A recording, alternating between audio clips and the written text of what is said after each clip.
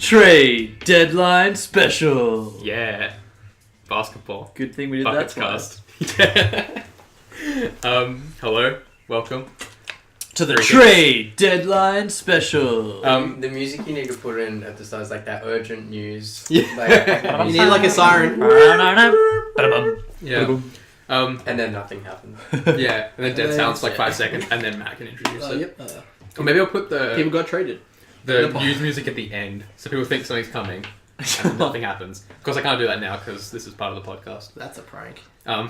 Yeah, we're going to talk about trade deadline, the trades that did and didn't happen. Yay! Or didn't, I think, in this case. 'Cause, I mean, there's always a lot of talk. There's a lot of talk. But, yeah, we're all here. How are we all? Good. Exhausted. Yeah, Jake worked like 12 hours yesterday. And the trade deadline's kind of stressful, Yeah. especially for me and my beautiful team. Yeah. I was asleep. Jake, you wanted the Celtics trade. Yeah, Yes. anything we want to update the readers / listeners / friends who listen to this? Because that's everyone. Any updates? The one guy in China. Yeah. No, those 3 bots that have like names I can't read. Yeah. Yeah. All right, let's jump into it. I suppose we'll start with probably the first trade of the deadline. The deadline zone, the deadline period. Yep. And the most important one, DeMarcus to the Pelicans for Buddy Hield, Tariq Evans, a first and a second rounder. Yep. Yeah, and Omri Caspi went to the Pelicans as well. Who has now broken his thumb. Broke his thumb in the first game back. He's been waived as well. Oh, Caspi. Yeah, Caspi's been waived. Oh wow. Because he broke his thumb and they don't have any players. They need they need to sign guys. Yeah. Because I think he would have been a good player for them, but He is. I like Catsby. I Yeah. feel like he's very undervalued. yeah, Yeah, exactly. hopefully another team picks him up. He Yeah. hated Sacramento. Yeah. But he kept re-signing there, so... Him and the coaches hated each other at Sacramento. That's the thing. They didn't talk the whole season. Yeah. Yeah. How do you guys feel about Boogie in a New Orleans jersey? Love it. I love it too. Rob? I want to love it, but I just want to see them win a couple of games first. I think I'm love it too, so it's Yeah. 3 love it's to 1. Prove it, I think. I really want them to do well, but I'm not sold on Boogie. Yeah. I think it's good because you get another player around Anthony Davis. Helps Absolutely. Anthony Davis say, oh yeah, these guys are trying to, do good things. I agree. I think that's the best part of it is that the Pelicans have been a bit average for the last few years. They got moves to get in like Drew Holiday, Tariq Evans, Ryan Anderson, Eric Gordon at the time, which was an alright team, but it didn't work. So this is just showing Davis that, hey, they're still going. They're trying to get another great player next to him, which they've done. So I do like it's a good move from the Pelicans. What they had wasn't working, so they've gotten something else. And it's not like Boogie still won't have trade value next season if, for whatever reason, this experiment crashes and burns. Yeah, like, even if this goes badly, it's not like they've Committed. It's not like they've Brooklyned it where they've traded away Yeah. a ton of assets and it doesn't work and suddenly they're in a really bad spot. At worst, they played out with DeMarcus and he signs with another team, which is like a pretty bad outcome. But then like, they still have cap space and their picks. So I think they've done most of their picks, and I think they've done pretty well. I watched the game yesterday, and like the first 6 minutes of the first quarter were really good for the Pelicans. Like it was interesting just watching God, who'd they play? Rockets. The Rockets, that's right. The Rockets are a good team. Like watching the Rockets like scramble and sort of panic around trying to deal with both of these big guys was interesting and stuff. And like, I mean, eventually the Pelicans got smashed because the Rockets were they're a team that punish you for turning the ball over and making mistakes on defense. And what the Pelicans did yesterday was they made a ton of lapses getting 3-point shooters and they threw a ton of turnovers. So it was sort of like... That's it. And it was the Pelicans' first game together with their new star-studded team. So, I mean, there will be growing pains. There always is, but better than to face a team like the Rockets and learn the hard lesson from day one rather than lose a game to someone like Phoenix or something like that in their first game. Like, the Rockets are the anti-Pelicans with their 3-point shooting. And Lou Williams, another traded guy, had a night. Went nuts. Yeah. I only saw the replay, highlights, but he just like catch it, drops, dubstep, and just like bang a 3, and it was like, wow, that's a good trade there, guys. And like, he wasn't even taking good threes all the time. Like, he'd catch it in the corner, get defended, and then he'd be like, no, I can hit that. It's interesting seeing Houston now have the two top guys off the bench in the league. So Houston are winning 6th man of the year. It's just a matter of which guy gets it. Like, I love the trade, but I don't buy into the Pelicans are going to push for the 8th seed and, they're going to really challenge the Warriors because, they have two dominant big guys, but their perimeter guys are trash. Like, the Warriors' perimeter guys will destroy them. Yeah, that's the question. The Pelicans are 23-35. Yeah. I don't think they can push for the playoffs at this stage. Well, they're only 3 wins behind the Nuggets. Yes. They're a couple games further behind with losses, though. Yeah. So, say 5 games behind. And they've got the Blazers, the Kings in between there. So the thing I think that everyone's forgetting is this wasn't just a one-sided trade, because even though it might not look good for the Kings have won their first game out of the trade. Team, I watched the game yesterday. The team looks very rejuvenated. They're moving the ball a lot better. Just their bench worked really well, and I don't think they're going to be a good playoff team by any means, but I don't think it's been highway robbery like everyone's thought it was. I'm going to have to disagree. I think the Kings got fleeced. I think they got absolutely... I think the trade was very bad, but Boogie had to go. Yeah. Boogie was dragging the Kings down because he didn't want to be there. They didn't want him there. The teammates didn't want him there. No one was happy with the situation, but they traded him for a bag of chips and Buddy Hield. That's about it. I think it's absolutely insulting that bloody Divac comes out 2 days later and says we had a better deal for Boogie 2 days ago. Yeah. I think that's disgusting. I think that's the kind of thing you keep to yourself. Yeah, that probably happens a lot of the time where you say no and then you go, oh shit, we're not going to get anything better, we better go with this. Yeah. You don't tell people that. What does that say about Divac and the Kings front office though when, the morning of the trade, Boogie and his agent have been assured that Boogie's going to be staying at Sacramento. He won't be moved. And then, 4 hours later, you're walking off the court at the All-Star game. Oh, what? You mean I'm playing in New Orleans this weekend? Okay. Yeah. I would have just dangled Boogie until deadline hour. Yeah. Seeing what teams would have thrown at him. I wonder what the impulse for trading him 2 days before, or whatever, how many days, was instead of waiting until the actual deadline, seeing what teams offer. Because you see in some of the tweets and stuff that, teams are saying, well, we could have offered more than that. Or, reports and stuff saying we would have offered more if we'd known that was all that was being offered and stuff. So, it's an interesting choice from the Kings. And obviously we don't have all the information, but it does just seem like the Kings sort of went, oh shit, we've got to get rid of this guy. Yeah. Took whatever was on the table at the time. I think the thing that disgusts me the most about this whole situation was the fact that since they traded him for that, they never were keeping Boogie, but they strung him along thinking he was going to stay there. What do they get out of that? They make him feel like he's going to be staying in Sacramento when clearly they're like, oh yeah, we had a better deal 2 days ago. So you take a worse deal? You weren't going to pull the trigger then, but 2 days later you pull the trigger after you've said, no, we want you to stay. It's appalling. And I think generally it's just being traded and stuff is the way NBA works. It's a possibility you'll get moved mid-season and stuff. And I don't think Boogie and his agent would be upset that happened. It's more that they said, we're not going to trade you. Yeah, it's more just the fact that there's no honesty between the front office and the players. That's all you need. What big star's going to want to go to Sacramento now knowing that, the front office is a bunch of liars and cheats? That's it. They got a lot of image rebuilding to do. Yeah, the dysfunction in that front office, which obviously just during that trade and saying what Divac said has just been thrown out, aired to the public. Yeah. This is a franchise that really does not know what we want. They're really high on Hield apparently. They think he's going to be Steph Curry. How bad is that coming out and saying, I think Buddy Hield has Steph Curry potential? Way to lump a fucking team on the kid's back. He's not even averaging 10 a game and you're trying to make him be a 2-time MVP. It's almost like they're trying to justify their trade. Yeah, by it saying, is. Yeah, we think he's the next Curry. Yeah, just keep your mouth shut on it and just let the kid play. Let him develop. If he turns out good, then you'd be like, yep, we thought this is why we pulled the trade. But don't, go mouthing off and no one's surprised. Getting in this kid's head now. Yeah. Matt, do you reckon DeMarcus in a Pels uniform is going to be a long-term solution? I'd like it to be. I think it's pretty cool. And I like it better than a lot of the other trade ideas that people had because basically Boogie was the great center on a team with some pretty average other players. And a lot of the other teams that people were talking about, he was going to be the great center with a couple of trash players, Yeah.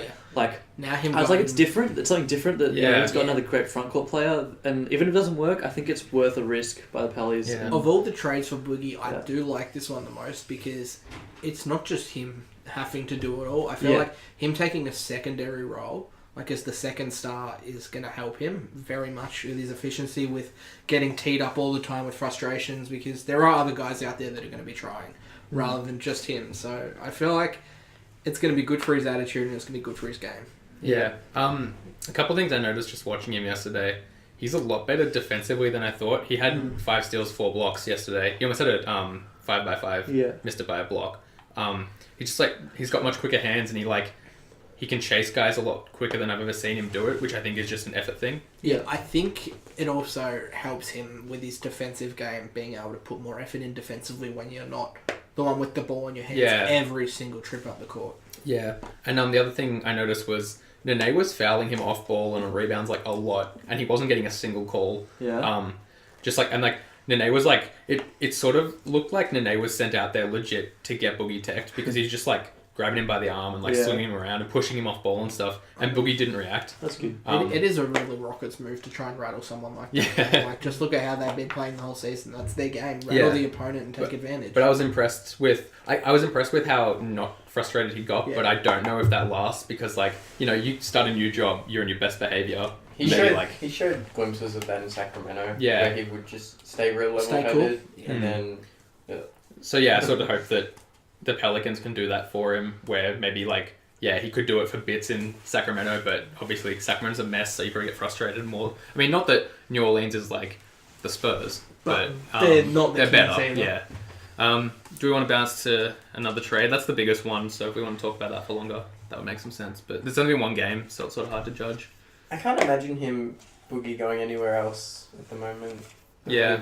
I think he's pretty happy. Like, yeah. I think he'll wait out his contract, test free agency, just test the waters, see if any teams such as the Spurs or a team with a culture like that will call him. But I'm not sure if it'll happen, but I would like to see teams trying to push for him and get what's good for him, which might be the Pelicans in the end. Yeah. I don't actually think that team makes the playoffs. I think it's... Not this season. I think Portland or Denver do it. I just think they're better all around and stuff. I think it's the Kings. Let's go. You really think it's the Kings? I don't think it's the Kings. No, I think... Yeah. I'm just really rooting for the Kings. Just to keep winning half their games now so they can stick to that 11th pick. They won their first game back. I want that pick. I want it bad. Before we bounce to another trade, do we want to talk about the Lakers changing their management? Do we have any takes on that, really? Oh, I mean, I like it. They needed to get rid of the bitch and bus. Bit of Magic.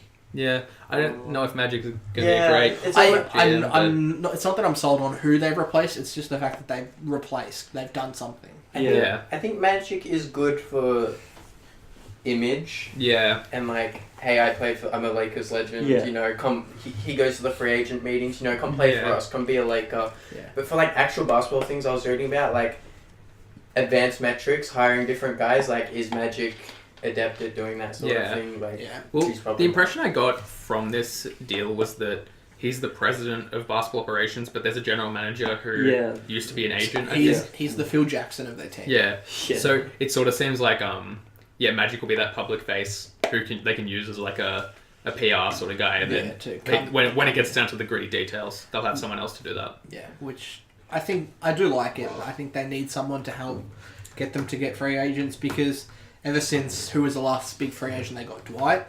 Or did they trade for Dwight? Yeah. They traded for Dwight. No, signed Steve Nash when he was like 38 or something. Yeah, that was the last time they had any interest from superstars. Yeah. Of course, there've been rumours about, will KD go there? Will Westbrook go there? This and that, but none of these players have shown genuine interest there. Yeah, they didn't even meet with KD. Yeah, and that's a big problem if you're in LA. Yeah, that's like no one wants to see you. Yeah. And that's what I mean. Like the Lakers, they're a franchise that, you know, for decades it's been one of the big franchises that people always want to go. Everyone wants to go to LA, play for the Lakers. Like, now, if they can build that status back up again, where people want to play there, then I think Magic can help do that. Yeah. It must be tough for the Lakers because they have 2 really bad contracts in Deng and Mozgov. Then this offseason, if they want to sign someone, then they have to sort of hold back if they want to wait for George. Yeah, it's quite... They're in a tricky spot, I think. I don't think they want to sign someone this season. Who's a big free agent this season? Curry, KD. Yeah. But they're going to stay. Yeah, they're both recent. Who's an actual Paul Millsap. Yeah, like Millsap's not the guy they'll want. You know, I think like the thing is like who's available and who would they want. And if you're waiting out with this roster and then just adding Paul George, you're still not gonna be that great. Yeah, that's what I mean. Give it a couple of years though. Like D'Angelo's very much improving. He's showing some good flashes. Julius Randle, I think he's going to be a very, very good power forward. But then he's going to be hard to max out if you have George Day and But that's what I mean. You give it a few years, then these contracts they'll have either waived or they will have traded. Mozgov, Deng's contract's not that long anymore. I don't think. I think his was maybe 3 years, something like that. Mozgov's was similar, but they're not. I know they're not 5-year deals, so they're not stuck in a rut for a long time, but if they can hold out for that free agent, then these contracts might be expiring, which could be a very big asset. Yeah. Also, on the same day that president change happened, they traded Lou Williams to the Rockets for Corey Brewer and a first-round pick, which I think was a good trade. Yeah, just get a first-round pick. They had to go full on tank mode because they were playing a little bit too well. They're in a bit of jeopardy to not get their pick. They don't need Williams to drop 20 points for them a night. They want to play their young guys. They get a pick for it. And first-round draft picks are so valuable. Yeah. Especially in this draft. I think there's a couple of reasons they wouldn't have gone through with the trade for George, even if Larry Bird was like, have him. One of them is like if they do play too well, they don't get that top 3 pick. Yeah, and go to the Sixers. And they've also got an equal chance in courting them in free agency. Exactly. Yeah. If the reports are right and Paul George wants to play for the Lakers, why would you get rid of 2 or 3 of your young stars now? When you're going to sign him anyway? He's more likely to sign than he would be to re-sign because he's going to be signing with more talent than re-signing with less talent. Yeah. Talking about George, would you be worried as a Pacers fan? Yes. That this is your guy? Yeah. Talking about, I want to leave for LA. Yes, very much. Yeah. Well, I'd be worried about the team's state, honestly. Yeah. Well, it puts the Pacers management on a hot seat where they, I'd look to see them making some moves in the off-season. Yeah, I think they have to.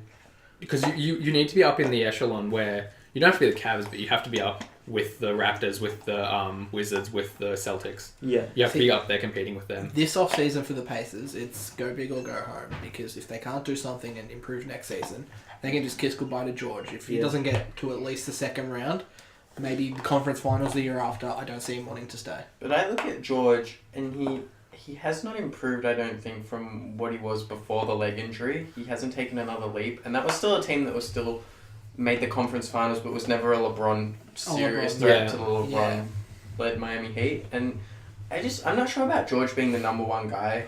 I agree. I feel like championship level team.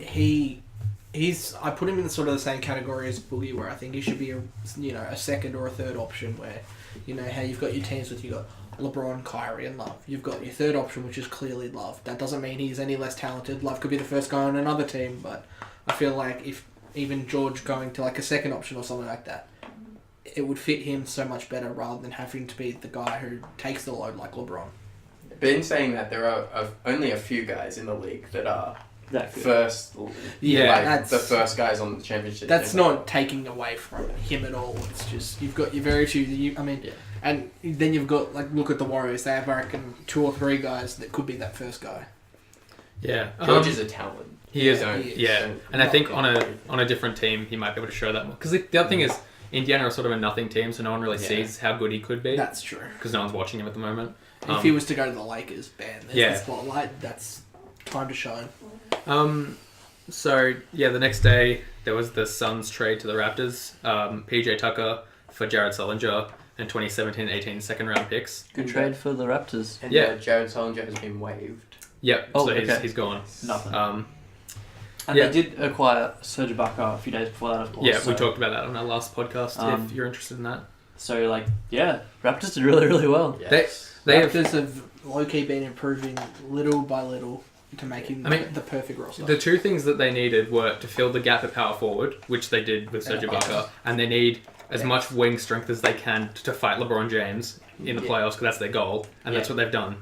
You see what they're thinking. A little kink in the Cleveland's armor. We load up with guys. We can take our chances. I think if all goes right, Toronto could be in the NBA Finals. The Raptors are a scary team. If I was LeBron, I'd be very worried. I was watching the Celtics play the Raptors just before the game just happened, and PJ Tucker played 29 minutes in his first game. He played more minutes than Valanciunas, and he was just making those hustle plays that you need in the playoffs to grind out wins. And I think they're a scary team now. And Kyle Lowry's out too. Yeah, and DeRozan's still coming back from injuries, not 100% out. Yeah. He dropped a career high today. That's what I mean. 43 on us. And he's still, he's still working his way back. So when they're all 100%, they're a scary team. I'd be very worried if I was anyone in the Eastern Conference. Yeah, but at the same time, if you get, LeBron with Kyrie and Love beat the unbeatable Golden State team last year. So at the same time, if that team comes back, I don't think they're going to lose to the Raptors, even if the Raptors are more likely to push them. Yeah. I just think it'll be very interesting this playoffs. I'm very much definitely make it harder for them to get to the finals than last year. I just want to see someone challenge LeBron for once in the Eastern Conference. Yeah. So next trade was between the Thunder and the Bulls. Taj Gibson and Doug McDermott from Chicago for Cameron Payne, Joffrey Laverne, Anthony Morrow, and a 2018 second rounder. I feel like Rob and Jake have different takes on this one. I think Jake's very not a fan of this for the Bulls, whereas Rob thinks it's better than that, maybe. I'm not a fan of it for the Bulls at all. Okay. I was wrong. Let's not go thinking I'm a fucking alcoholic or something, because this is a bad trade. Garpax, get the fuck out of Chicago. No one wants you. You're a horrible front office. My big thing is, why are you giving the pick? Why are the Bulls That's giving what I the just pick don't in this understand. trade? Why are we giving up a pick? I'm okay with the player swap. The player swap I can live with because Taj, he's going to want a payday this offseason. He deserves a payday. He's not getting it at the Bulls. We get something for him. Okay. Doug McDermott, he's been improving very much every year. I feel like he's going to be a good starter on a team very soon. And they've given him up for Cameron Payne, which, look, he's an okay point guard. He's shown a lot of talent, but he's still very raw. Yeah, I really like McDermott. I think he's 6'8". He shoots 40% on 3-pointers for his career, and he can play the point, and he's 6'8" as well. I agree. You had to ship Taj maybe because he would want that big payday, and you're sort of looking to rebuild around Jimmy. But Doug McDermott, I don't know. I feel like could have got a bit more from McDermott, maybe. I feel like he's not amazing defensively, but he can contest, and he's very good offensively. He can play, make, and score. Yeah. But what do you get back? Like Cameron Payne, Joffrey Laverne. I don't know his name. I'm not even going to try. Sorry. And Morrow, who's been quietly washed. Yeah. And Morrow, if he can play the old Morrow way, the Bulls need a shooter like him, but he hasn't played that way for a few years. Yeah. And we gave up a pick. Like, what the fuck? Yeah, Matt, can you see any reason why do the Bulls make a trade that loses them assets just so they don't have to pay someone? Because that's it. Because they don't have to pay someone. Gibson will easily get paid, but I don't even know if the Thunder are going to pay him because they've already got some big contracts. But I think the Thunder knew the hole they had at the power forward and they needed to do something about it.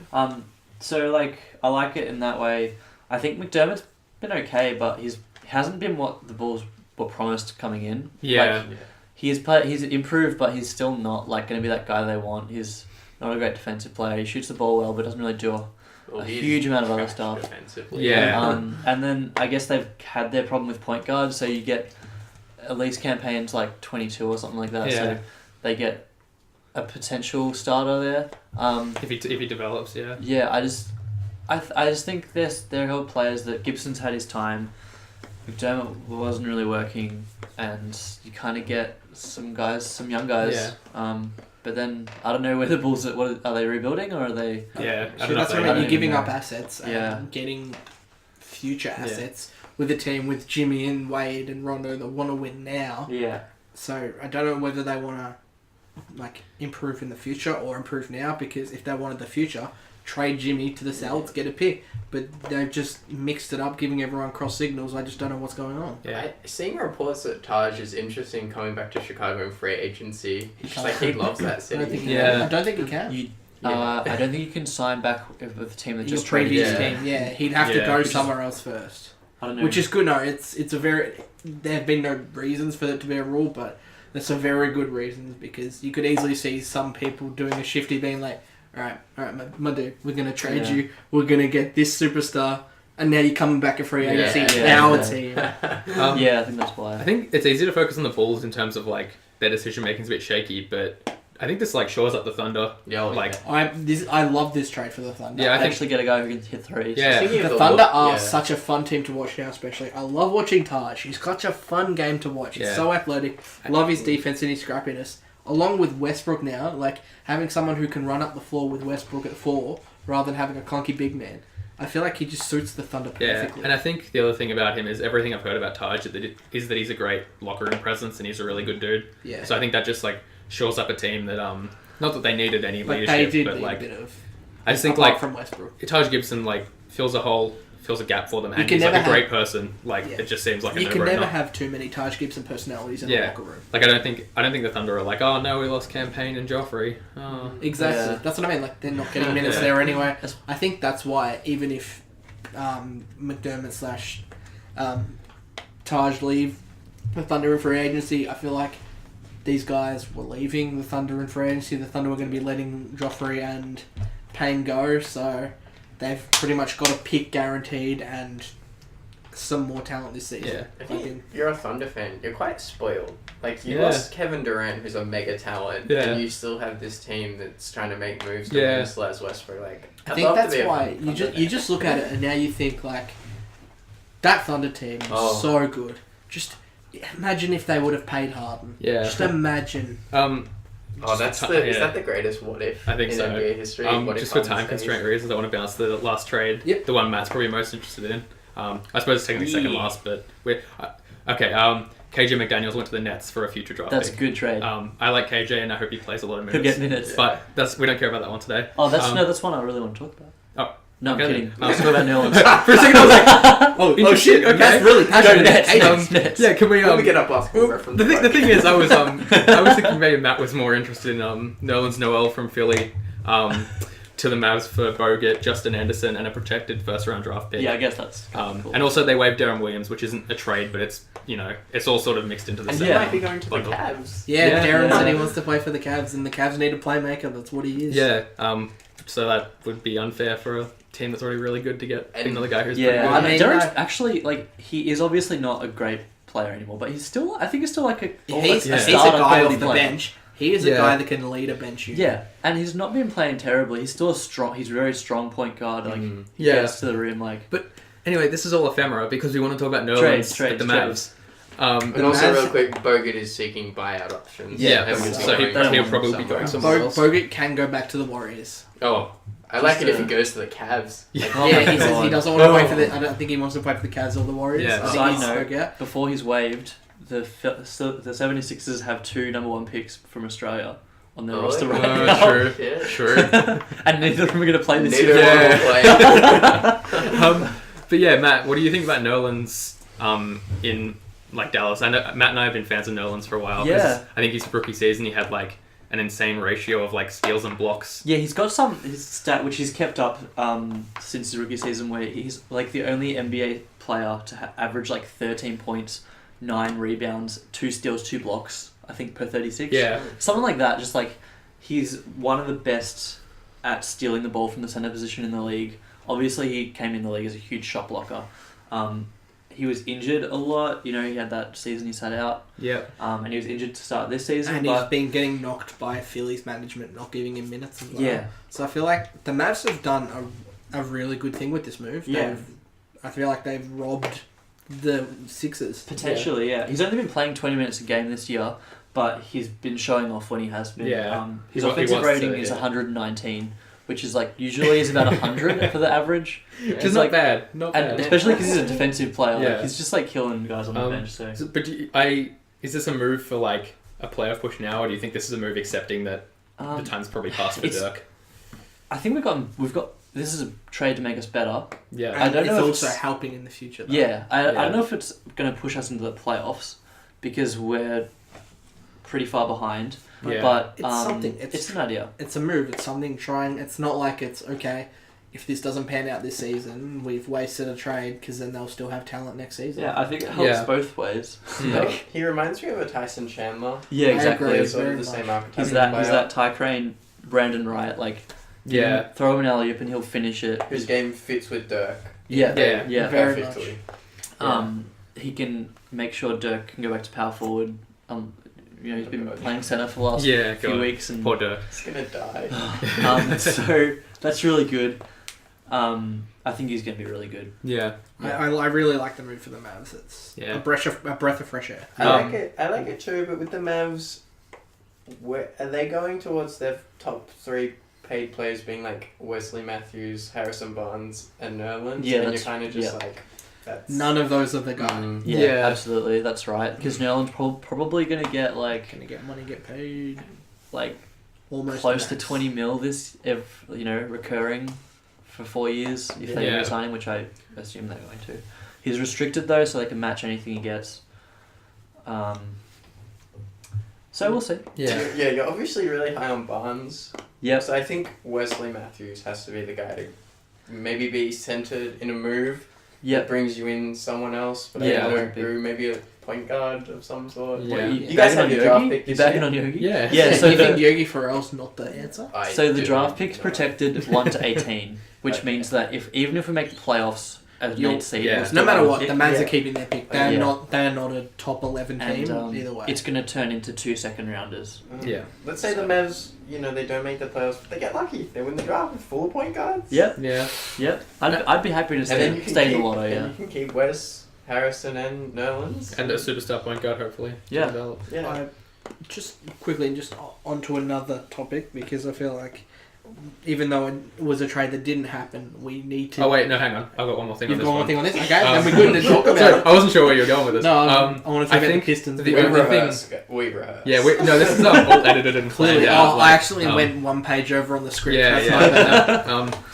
I think Justin Anderson has a chance to be a really good NBA player. Yeah. I like everything I've seen from him. Rob's you don't like Rob does shaking his head. I'm not sold. I feel like he's a good role player, but he should not be a starter. Well, I think Philly, the process has gotten them a lot of picks and got them Embiid and stuff, but also this is the other side of it where you draft Nerlens, he's a good talent, and you just don't have room for him on your team, so you sort of move him for a lesser value as a player. Yeah. I think Anderson's good, and I think he'll develop and stuff, but I think Nerlens has a higher ceiling, so... The Mavs won this trade 100%. Yeah, and I think Philly did a good job getting a return of a wing that they need because they're all centers, but at the same time they need a wing. I think this is pretty good. In terms of there mustn't have been a lot out there because he's been shocked for the whole season basically. Yeah. So I really like Justin Anderson. I thought he was really great coming off the bench for us. He's a good defender. He's been shooting better, and he seems like a good team guy. But in terms of talent, Nerlens is going to be a better player. The reason was, even though Nerlens is restricted, I think they knew that Philly weren't going to match anything if they were going to go to free agency, so a lot of teams weren't willing to give much up for him. Yeah. Anyway, Rob, continue your take. Quickly, how does everyone feel about the Pistons? Does anyone think what's going on there is good, that they've been openly shopping Drummond and Reggie? It's dumb to keep saying it and stuff, but I don't think they made a mistake not trading them. I think just wait out the season. They're not actually that bad. They're still in the playoffs, to my understanding. They're the 8th seed. Yeah. What do you guys think about the asking price for the Pistons for Reggie? They were asking for multiple assets. Bulls asking for Jimmy level for Reggie Jackson. Yeah, not going to get that, obviously. I mean, I think it's almost the sort of thing where you go, oh yeah, no, we're happy to get rid of this guy if you give us a ridiculous offer. Yeah. But if not, we're not that worried about it. I still think they should keep KCP and Drummond and still try and do something because they're both 23, 24. You've got plenty of time to build around those two. I think those two are the building blocks, but they need to get rid of Reggie this off-season and try and pick up some other younger talent to mesh in with them. Maybe another 6'8" combo forward would help them. Yeah. Because they've only got 5 on the roster. A good 3 or 4 would really fit. They need some more defined roles. I feel like they've got Morris, Stanley Johnson, John Lawyer, Tobias Harris all kind of do the same thing. I feel like forward, they need to do something with either Stanley Johnson or Tobias Harris because they're very similar, but I like Stanley Johnson better and he's younger. Well, Tobias still has some trade value, so if they could package, Tobias and Reggie, they could get a good point back or something like that. Yeah. Maybe that's how they become good again. We talked a bit of Pistons last week as well, so if you're interested in us talking more shit about that, go listen to the last week's Bucketscast. Before we finish up, we've run a little long, but, it's a trade sometimes deadline it happens. Are we all happy with what our teams did at the deadline? I'm sort of no. Jake? Initially, I was not happy because I just wanted a move to happen. But after thinking about it, it's right that we didn't make a move for Butler or George, because the prices for Butler and George will only go down, I feel, as time They are at goes their on. peak now, unless either of them takes a big step forward, which I don't see happening. Yeah. And, like, apparently we were trying to make a play for those guys without including the pick. Which, to me, that's insane. Yeah, I don't know why. It would never happen, Yeah. but, you know. So just to clarify, that's a no from Rob with the Bulls, no from S Ren with the Clippers. Like a a belated yes from Jake with the Celtics. I don't know what to feel from Jake. And from Matt with the Mavs. That's going to be a resounding yes. It's very good yes. Yeah, I think we can finish up on that, unless anyone else has any pressing takes. We'll release this tomorrow, I reckon. Yeah, I'll just release it whenever. We'll have a games cast on Tuesday. Or Wednesday. Yeah, maybe Tuesday. We'll see. We'll see if I can remember it this time. Yeah. I wrote about the Kings and the Pelicans trade. I wrote about DeMarcus, which is an okay article, but now I've read it back and I don't like it that much, so maybe don't read that one. Read it if you have time. Read it if you like me. I posted on Reddit and no one read it. No. Reddit. I got one comment and I think someone thought it was a question. Like I was actually asking the question, not like posting an article. So I didn't see the attachment. Download chokers on iTunes. Download chokers on iTunes. Well, that's because we haven't sung it yet. I'm gonna get Blake to sing it. If one person emails us, we will sing it. Literally anyone contact. Do you know? I'm gonna air a grievance before we finish because we've already gone long, so it doesn't matter. I mean, this is like, do you ever like listen to podcasts and they're like, oh, we had like hundreds of questions, so we could only pick a few. Like, thanks so much for all the support and stuff. We can't get one fucking question. Can we, every time I hear that, I'm like, oh, thanks so much for the support. I'm like, no, fuck you guys. Give us one question. Where's my Send support? one of your fans to ask us a dumb question. Literally, if you ask like, who is basketball? I will answer that question on this podcast. I don't care. Who is basketball? Well, that's the thing. I haven't been asked the question. Bill I just Russell. asked you. Bill Russell. He's a player coach. Goddamn. Yeah, He is yeah. the man. Yeah. Okay. Bill Russell. I mean, what about Andrew Gaze? He was a player coach. And if someone had asked that question, that would have been so much nicer. But instead, there you go. Bill Russell is basketball. You can find us at the-roster.net, roster.net on Facebook, roster tweets on Twitter. If you do want to mail us a question, and please do, therostermail@gmail.com. Triggered. Please. What? Just because every time I get fired up about no one fucking emailing. I swear to God. We have friends, don't we? Like, is anyone listening? Is anyone out there?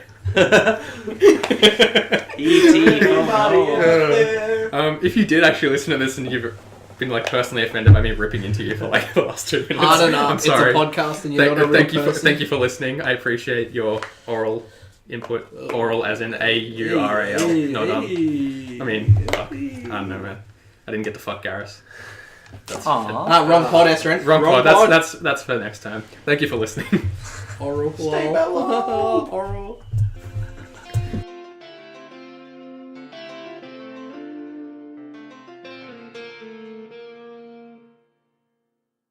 Damn it. Yes.